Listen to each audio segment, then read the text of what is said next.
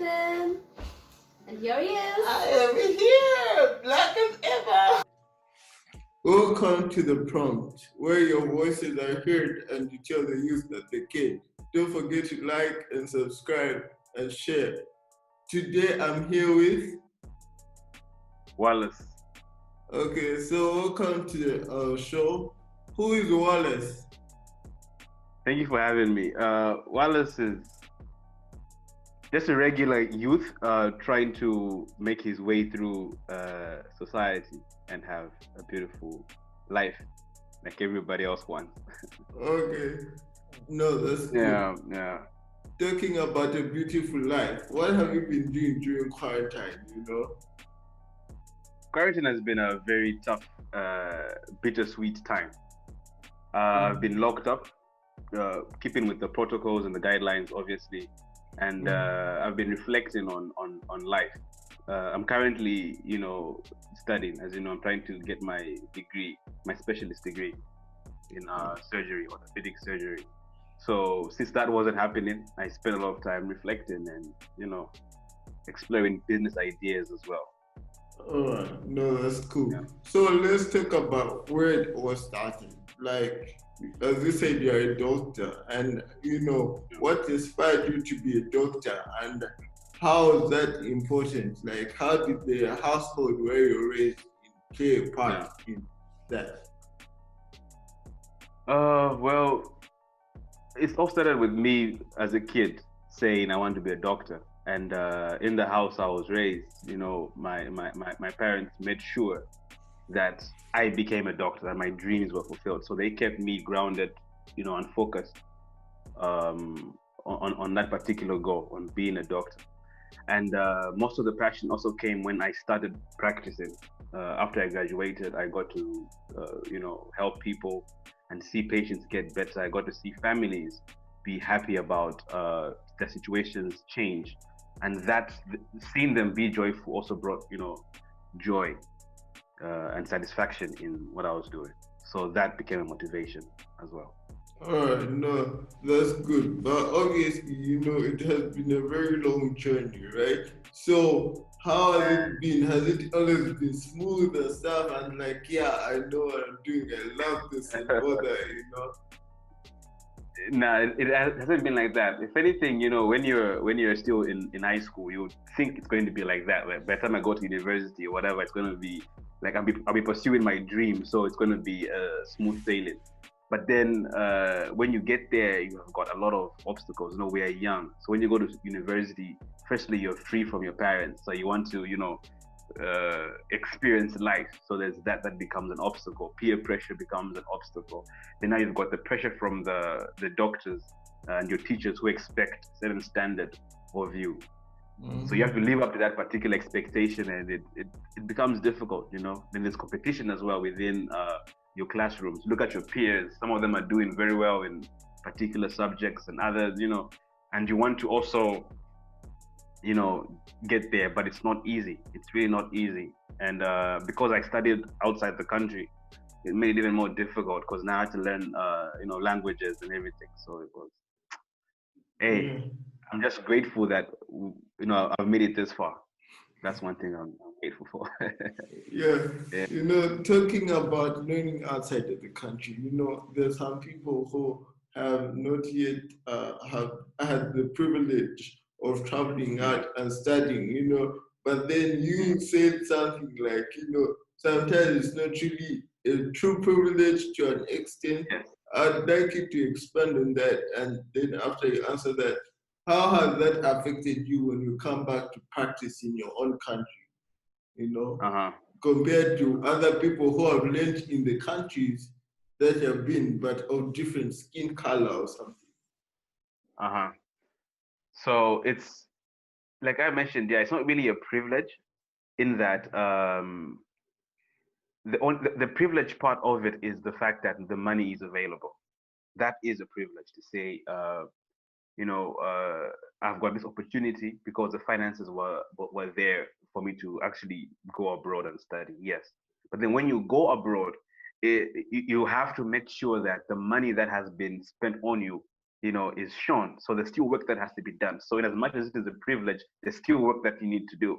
Okay. Mm. So anyway, coming back home, it was a little bit tricky because Mm. uh, the way people treat that side would have a few differences with the way they treat back home. So when you come home, you would notice a few differences, and people who studied locally, they already have got the know about when it comes to the atmosphere in the hospitals. They know how to I don't know how to describe this, but they just basically know already. They already spend time in the hospital. They spend time already with the like they know the protocols already. Yeah. And you, as a person who studied outside, you don't know the protocols. So by the time you go there, you have to blend into or learn those protocols. And Mm. if you don't really learn early, you might suffer if you don't learn early. And there's a stigma that comes with it as well. There's a stigma that I experienced, and many of my friends who studied outside also experienced. If you studied outside, you are less knowledgeable than those that studied inside. But Mm. the funny thing also is the fact that when somebody comes from abroad, the white guy comes from abroad, from the same Mm. place where you studied, he's received or she's received with open arms, and they're straight into the system and they're respected as such. But you are not looked at, like them. It's kind of I don't know if you heard about the whole parable or the saying about the crab in the bucket. When one crab is trying to come out, the other crabs will pull the one trying to come out of the bucket back inside the bucket. Yeah. Yeah. Everybody's in the bucket. So it's kind of that situation sometimes, Yeah. unfortunately. So, to an extent, you'd say like you feel like like Jesus, where he came from, he was not truly appreciated, but out there Uh, he's more appreciated. Would you say that, or that's going too far? uh, to a degree, but that's going too far. To a degree, it's kind of similar because they say that a prophet is not allowed or is not accepted in his own home. That's what they say, and it Mm. does make sense. Sometimes you find that they'll be like, our Niwakwat, I mean, these are from our. This is we're the same as this is the same person as me. So why Yeah. should he be more special? So Uh-huh. there's that as well. But the difference is also that there's also a reputation that has been there, to be also honest, where you've got people that went abroad, but whilst they were abroad, they never really studied. They never did their due diligence that side. So when Sure. they come back home, you find that they are substandard. And the backlash, how they say one apple spoils the bunch. So you find Mm-hmm. that this guy who did not do well at school comes home, is a very bad doctor or is not really up to par, and then they'll categorize and say everybody that went abroad is not good. Yeah. You know, there's that stigma that now comes as well because of that. So there's those two issues that are connected. Yeah, no, I Yeah. get that, And then, like, for doing a degree like yours, right? Like, for some of us who have never done, doctorate and all that, would be Yeah. like, you're studying all the time and stuff like that, like you have no life. But then, you told me, like, you have your hobbies, like poetry and maybe rapping, and then Yeah. you're also doing so many things. So, how do you Yeah. balance it all? It's not an easy task to balance. It's not something that you get to figure out. Again, it goes back to how you are raised and like the habits you picked up as you were growing up. Mm. Uh, so if you're somebody that is able to be disciplined or learned discipline at a very young age, it'll be easy for you to have your life organized when you're an adult. It'll be easy for you to be able to put things in place. It's a habit that you've carried on. For me, it was a little bit crazy. Obviously, I had moments where I could, know exactly what I'm doing when I'm doing, and then there are moments when you can like fall off and you're like, "Hey, I've stopped, working out. I've stopped really writing my poetry as well as I would like. I'm now watching too many series. Like Mm. those things happen. Um, but one thing that keeps you going, or that should keep you going, is knowing why you're doing something. We usually forget the why we're doing something. Mm. Usually we are stuck with the what we are doing. So when you get to know why you are doing something, get to know this is the reason why I am working this hard. This is the reason why I'm at school. When you get to understand that as a person, sorry, you will. It'll be easy for you to snap back into your discipline if you fall off. You remember to say, if I continue like this, I won't be able to, do these things that I want to do for myself and for my future. And then you can go back. Yeah, that's what, personally, that's what keeps me, going back if I fall off. And also a Yeah. good company. Have good people around you, definitely. I've friends, I've got a partner that also, we've got the same goal, same ambition. And so whenever somebody's falling off, there's that, hey, you're slacking, get back, Yeah. get back. Yeah. Yeah. See, that's why we have shows like this to inspire others and say, you can do that. It might be hard, it might be difficult, but Yes, who yes. said that it's where you come from? It's not where you come from, it's where you're going to. It's That's where the it's main where you're thing. going to. Yeah. And then obviously with having knowledge like that, that means you have some type of self-education in you. And what are the benefits, because I remember you talking about opening your mind with politics, economy, Yes, and also corporate. So could you please yes. expand on that? Yeah, I was uh, trying to explain something the other day. I was trying to say, there's three main things that I've come to realize are important. There are probably more. There are probably more, but personally, I've come to learn of three things that are very important. The first one is the knowledge of self. You know, we have to know exactly who we are. We have to know exactly uh, like what has made us be the people we are today as whatever age we are. We have to go back through our history and see how our parenting was, how our upbringing was. If we encountered any bullying at school, for example, how the teachers treated us, maybe that created something, to our characters right now. Knowing ourselves will teach us how to navigate through society.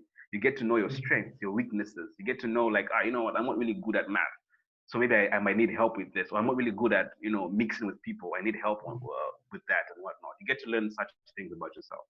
And then the second thing is also knowing yourself makes it easy for you to love yourself. I mean, I think it's difficult for somebody to love somebody else before you love yourself. Even in a plane, they always tell you if something is happening, like if the plane is going down and the masks come down, before you help somebody with a mask, you have to help yourself with a mask first. We also learned that in med school, emergency medicine. They say when you're involved in an accident, before you begin to help anybody else, first check yourself. Are you fine? Like how are you first before you go and help somebody? So that just goes to say before you're able to love somebody else, you have to be able to love yourself. And trust me, there's some things you might learn about yourself that you might not even love. You might be like, hey, I'm a nasty person. You know what I mean? But once you get to learn how to love that nasty person, it'll be easy for you to spread the love around. Then secondly, we have the corporate intelligence. Corporate intelligence is basically getting to know exactly how the corporate world works. You get to learn how banking systems work, how companies work. I mean to say how companies work, how how stock exchanges work. How do you start a company? How are shares divided in a company? What type of companies are there? Limited liabilities, assets. What is an asset? You get to learn all of these terminologies. How do you divide shares? You might not want to start a business, but one day you might want to invest in a business. You know what I mean? And you have to learn the lingo. You have to at least understand the types of companies that do exist. I told you briefly yesterday about how back in the day we had kingdoms ruling the world, then we had governments. Now we're moving into an age where we've got corporations ruling the world, basically, because most of the money is coming from these big corporations, Google's, whoever. So we are getting more into a corporate world. So we have to get to learn more about corporate finance and stuff. And the third point would be political intelligence. Political intelligence is just basically getting to know exactly about your heritage, get to know your history, get to know the state of the politics in your country and whatnot. Get to know because that is what governs where you're from. Your future basically depends on it. So you have to get to know these things, get to know how such systems move and how they work. Yeah, basically. Yeah. You brought up a good point on heritage, and Yeah. why do you think it's not really practiced as much in certain countries these days? Hmm. And the youth literally sometimes don't know anything about where they come from. They're very short-sighted, and then Yeah, you yeah, brought yeah. up a good point of, like, how Africa has tribes and all that, on where you're like, Yeah. are you proud of your tribe first, or your country first Mm, and your tribe? So I'd like mm. to understand what you're trying to go with that. Yeah, that's a question that came to me as I was writing a particular piece, poem.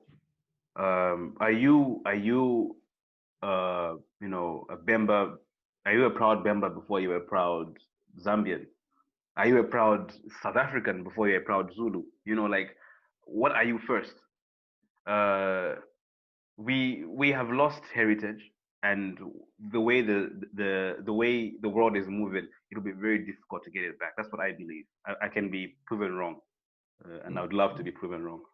But we have moved way past heritage in such a way that um, families not that it's wrong. Don't get it twisted. It's not wrong. I'm not saying it's wrong, but you find that we've got traditional or intercultural marriages within the country. So you've got Tongas marrying the Bembas, you've got Lozis marrying the whoever's. So just in that, we've got dilution of actual background heritage, right? Which is not wrong. But then on top of that, then we've got other stuff that happens, like technology and development, social media, and we've got this Western culture that is very attractive to us. That is well branded. The US is the most branded, country in the whole world. So we try to emulate whatever it is that they give to us, and while we're doing that, we forget where it is that we came from. I, for example, I'm a good example. I'm a Kaonde by tribe, but I hardly even speak my own language. You know what I mean? I was born in Southern Province. I was born in Tongaland, and I was raised there. And at the same time, I did my education outside Southern Province. I learned most of my stuff in Lusaka. Then I had to leave the country later on. Fast forward, like, so you can already see how detached I am from my heritage.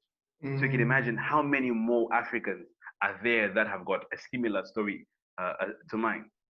You know? Yeah. So, but it is important for us to get to understand where we are right now and why we are here right now. Not that we should try and get it back, but get to know who you are in the end. Also, you need the past for you to make sense of what's going on now and be able to plan, the future. You know what I mean? So, in as much as it is diluted, we need to still learn more about it. Self-education. Yeah. Mm-hmm. Yeah. So there's a saying that they say that the Catholics have got this saying that they say, "Give me a child under 7, and I will show you the man."